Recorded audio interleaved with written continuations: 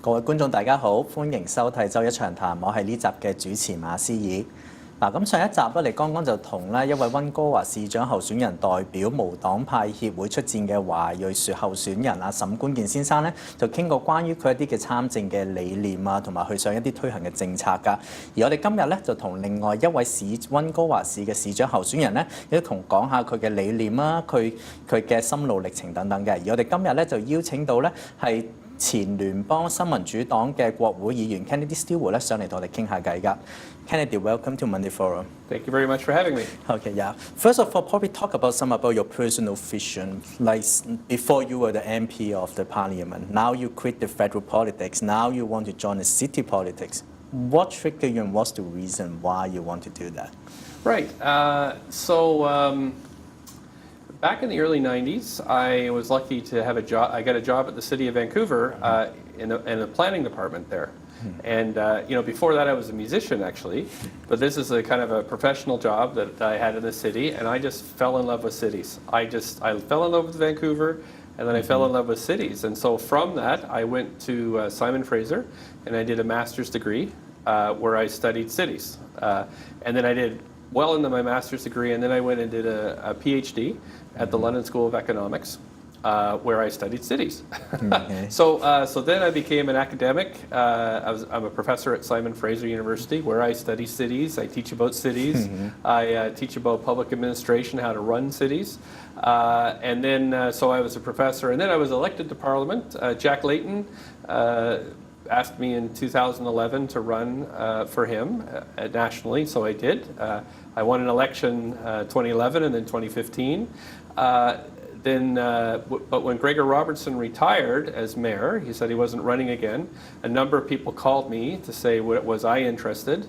And I love cities so much, and I love Vancouver, and I thought this is a perfect fit for me. So that's why I quit federal parliament and now running for be mayor. So relatively, you don't like Ottawa, but you love Vancouver, is that correct? I like Ottawa. I did a lot there for, I feel very good. But, I guess if you could do your career over again, Okay. I think I would probably, really the city is where my heart is. And I love cities and all the things we can do in Vancouver. And so I'm ready for this job. Ottawa is very good training. So, I learned a lot there, and now I can bring that expertise to Vancouver. So as you mentioned, before becoming an MP, you were a professor at a university. Yes. So which is really academic life versus politics. It's kind of totally different world to most people's point of view. It is. Yeah. What's the major difference in your point of view? Do you get used to it once you switch to politics? Well, it's funny. My first career was really music. So I was a rock musician, and then I moved to academics, and then I moved to politics. So, so one thing you learn in both is public speaking. So it's to connect with people. But as an academic, you're there to guide. You're there to help people, to learn, and never to shut down any ideas. You're always listening, and you're trying to think, well, what's the best decision? Where politics is about power and winning things, but so I actually think it's a pretty good mix. I was able to bring my academic expertise to Ottawa, and now I can do this at the city. So I'm very excited about that opportunity. Okay, since you mentioned you're good at mixing the academic to the politics, so now brings to Vancouver, what you want to bring to Vancouver with all your politics, all your academic background, what do you want, what kind of Vancouver you want to be in your vision? That's a great question. And my thing has always been that the city should be what the people want it to be. And as an MP, I work that way. I said, it's not about me and what I want. It's about what my constituents want. It's what they tell me to do, and then I should go do it. So what people in Vancouver are telling me to do is to fix the housing problem. The housing, the rents are too expensive. Homelessness is increasing, and it's very hard for people to buy their first home. So what I've been hearing over and over and over again is, please, we want you to be mayor, but we also want you to fix housing here. And so I have a very detailed plan to do that. But I also have the expertise. As I said, I worked at the City of Vancouver in the planning department, but I also have been an international housing policy consultant for a long time, 15, 20 years. So I've given this kind of advice, I worked in Abu Dhabi for a year helping them with housing policy. I've advised national and provincial and local governments on housing policy, political parties. So I feel very comfortable with that, and I know we can deliver on that. So voters of Vancouver say, please fix our housing problem, and I'm going to do everything I can to make that happen. Okay, since you mentioned you have a lot of experience in terms of implementing or designing a housing policy, yes. And now affordability is a huge issue in Vancouver. Biggest issue. So are you saying that right now Fisher & Vancouver is not doing the job right in the past 10 years in terms of the affordability issues? Yeah, one thing I learned from Jack Layton and from being in Parliament, it's not really important what happened behind. It's not really important to say, to blame, or that doesn't really help anything. The important thing is what you're going to do as you get in office. So there are some very good things Vision did, but the conditions have changed. The world's a very different place. We have inflation going up, we have interest rates going up, and so the new council will have to act quickly with a good plan to make to make housing more affordable here. And I have a plan to do that, and I'm very excited about the chance of trying to put it in place. So would that is it fair to say once you become a mayor, your first day of work as a mayor is to address affordability Absolutely. issue? And so I've been talking with experts all summer, economists and architects and builders and medium and small developers. Not so much the big developers, they can kind of take care of themselves, but it's the people in Vancouver that need the help the most. Renters, of course, owners, and then right away. So we have this plan that we can start putting in place right away. It's a lot of work, but I'm up for it and excited about the chance to do it. I see. So now in terms of, in this election, there are quite a few candidates running for this mayor position, and a few of them probably they are coming from similar political spectrum as you're coming from there, some of them. So how do you differentiate yourself, and what unique you think you can bring so that you think the Vancouver residents should choose you as a mayor instead of the other candidates? Yeah, I think in the end it's going to come down to experience. We're in the middle of very troubled economic times. People know that interest rates are going up. People know that inflation is increasing.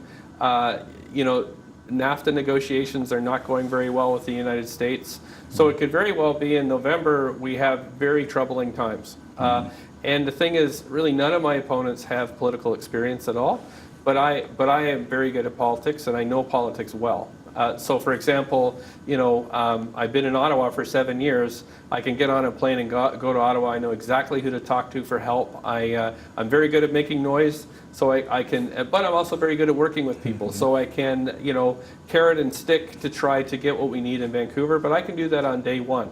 I've also chaired important parliamentary committees. I've been in the House of Commons for many, many years, and I do have the experience to walk in on day one and get to work. Where my opponents have done other things, and they're very smart people, and they can learn to do this work, but it's going to take them a while to do that. Where I don't think we can wait, and I think we need to get going right away. Okay. Since you mentioned, we know that you have released a platform like how to address the affordability. Yes. One of them is you say you are going to to build additional 80,000 of building units in the next 10 years. Yes. How do you get this number? Is that the number that you think that's the unit we need in the next 10 years, or how this number is There's a lot of factors to go into this, and so I did talk with economists and planners and architects, and so the city's current plan is to build about 70,000 units, but almost the big proportion of those are market housing.